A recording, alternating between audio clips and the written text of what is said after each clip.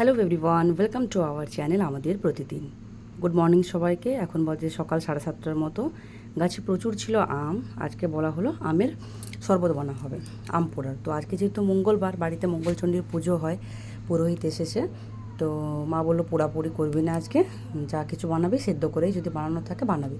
তো কাকু পেড়ে দিয়েছে আমগুলো, এরকম বড় বড় সাইজের কিন্তু সব আমগুলো হয়েছে। এগুলোতে কিছু আচার হবে, তাই জন্য এগুলোকে ছুলে রাখা হয়েছে। সাইজগুলো কিন্তু বেশ ভালো, অনেক রকমেরই মানে সাইজের আছে। তো এটা বড় সাইজেরই যেগুলো মানে পাড়া হয়েছে সেটাই দেখাচ্ছি।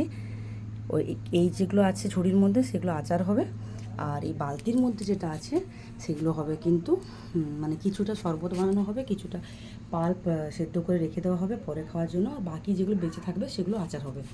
আচার এমনিতেও করা হয়েছে, গুড়ের আচার করা হয়েছে, মানে আম গুড়, আর তেলেরও হয়েছে। জানি না কতটা বোঝা যাচ্ছে।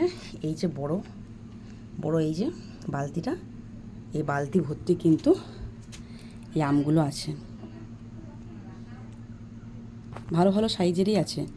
জানি না কতটা টক বা মিষ্টি, আমি তো খাইনি। তো যাই হোক, দেখে তো ভালো লাগছে, খেতেও আশা করি ভালোই হবে।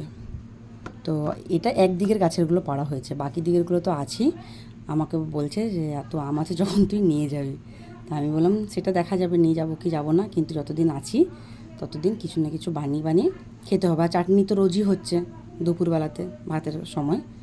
তো কাদের কাদের কী কী আচার বানানো হলো, কে কী বানালেন কমেন্টে জানাবেন।